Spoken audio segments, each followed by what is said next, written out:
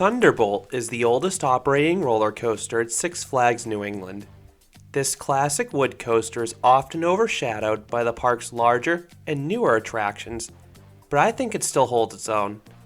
A lot of people have been praising a particular hill on Bay Beach Park's Zippin' Pippin over the past year or two. Well, Thunderbolt is another unassuming wood coaster that also happens to have a completely unexpected and super wild moment of ejector airtime. Find out which hill does this to you, and everything else you need to know about Thunderbolt in this review. Thunderbolt was actually relocated to Six Flags New England. The coaster originally opened as the Cyclone for the 1939 New York World's Fair. The coaster was designed by both Harry Baker and Harry Traver. This amusement park operated through the end of the 1940 season, and the site today is home to the Fantasy Forest at the Flushing Meadows. After this park and Cyclone closed in 1940, a small park in Massachusetts purchased the track, trains, and plans for the Cyclone roller coaster. And that small park would be none other than Riverside, who would later be renamed Six Flags New England at the turn of the millennium. Joseph Drambor rebuilt the Cyclone for Riverside, and it would reopen for the 1941 season. The ride was still called the Cyclone through the 1963 season, but from 1964 onwards, the coaster has been known as the Thunderbolt. And the name is certainly unmistakable today given the ride's massive sign. It's one of my favorite signs on any coaster. It just oozes history. It's a giant yellow neon sign with the coaster's name written on it vertically. Then there are two blue lightning bolts down the side. The sign looks great by day, but it's especially a beauty at night when it's all lit up. This coaster as a whole looks really nice. I love the classic white paint scheme for this old wood coaster, and its placement at the end of Main Street serves as a nice backdrop as you enter the park. The coaster is 2,600 feet, or 790 meters of track. The layout forms a contained figure eight, so off-ride, you can only really see the turnarounds because a line of trees and shops block the center of the layout. Wait times for Thunderbolt are oddly consistent regardless of when you visit Six Flags New England. The line usually starts just past the base of the station ramp. It doesn't matter if it's a spring day, a hot summer day, or a frigid winter night, Thunderbolt's line is probably going to be 20 to 30 minutes. This is the only coaster Six Flags New England kept open for 2021's Holiday in the Park, and it has been running as temperatures approach freezing. Thunderbolt has two trains. However, it can only run one of them at a time due to the current setup of the skid brakes.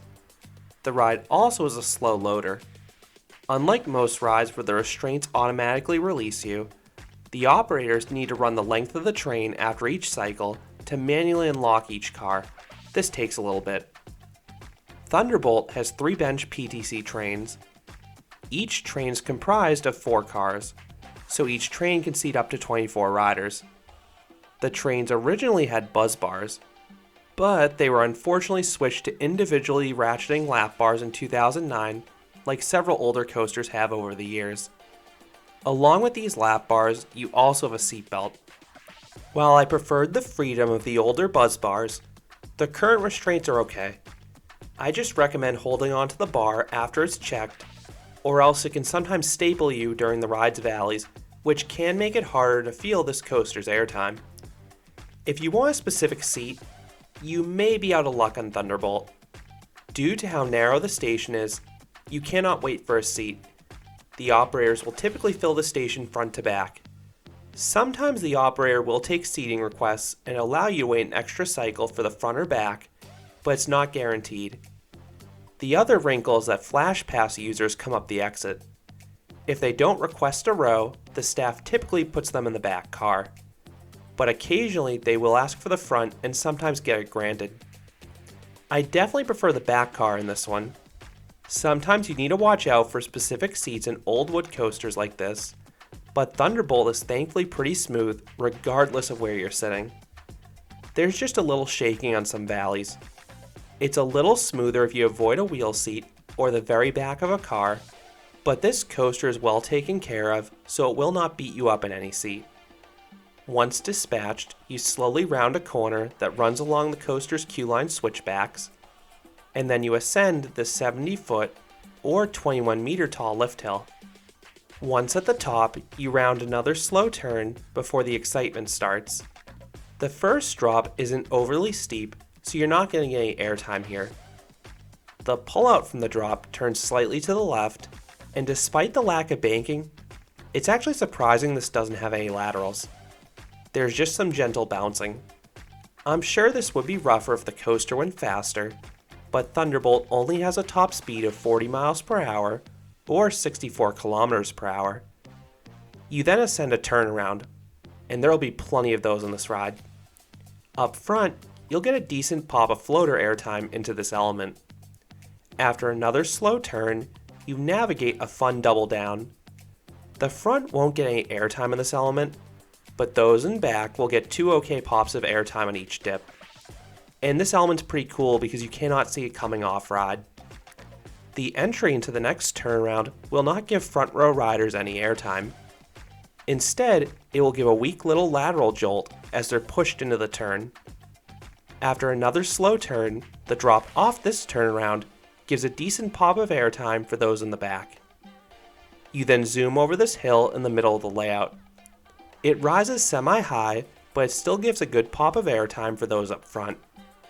The resultant dip doesn't go all the way back down to the ground, so it will only give a weak pop of airtime towards the back due to its smaller size. You then rise up into another turnaround. The front again won't get any airtime, but instead they'll get another lateral jolt as they enter the turn. This turn is taken a bit faster than the prior ones, so it sets up a nice finale. The drop off this turnaround really pops those in the back car out of their seat, but get ready for the next hill. This is the hill I foreshadowed at the start of the review. This backside bunny hill will absolutely try to catapult you from your seat. You'll see some trim brakes on the hill, but don't worry, they do nothing. The way the hill is profiled is odd though. Unlike most bunny hills that feel like one continuous motion, this one briefly levels off at the top before dipping back down. This odd shaping results in some very strong ejector airtime. Those up front get a single violent pop of ejector airtime when the train levels off. Those in the back are in for a real treat though. They get 2 powerful pops of airtime, one ascending the hill and another descending the hill. This is the moment I ride Thunderbolt for. The entry into the final turnaround gives a decent pop of airtime for those up front, and then everyone will get some mild laterals on the turn. There is a trim brake that hits before the final drop, and this one will actually slow you down, so you won't get one last airtime moment on the final drop. You then hop into the brake run, ending the ride. Now this coaster's pacing is not amazing, especially because it has so many slow turns, but it's a solid family coaster with some personality at points. So what would I rate the Thunderbolt? I would give this classic wood coaster a 6 out of 10. This is a well-maintained and fun little wood coaster. The ride isn't a speed demon, but the layout has some tricks such as a concealed double down and several pops of airtime, including that crazy ejector pop on the final bunny hill. That hill does not get talked about enough. It's really awesome. I wish the rest of the ride matched the power of that one hill, but the ride fills its niche as a family coaster well for the park. While I do prefer several of Six Flags New England's steel coasters to Thunderbolt, this historic attraction is still a delight for all ages, and I hope the park continues to keep it running smoothly for many years to come. So those are my thoughts on Thunderbolt, the oldest operating roller coaster at Six Flags New England. What are your thoughts on Thunderbolt? Do you agree that final bunny hill is as good as I think it is? I would love to hear your thoughts on this ride down in the comments.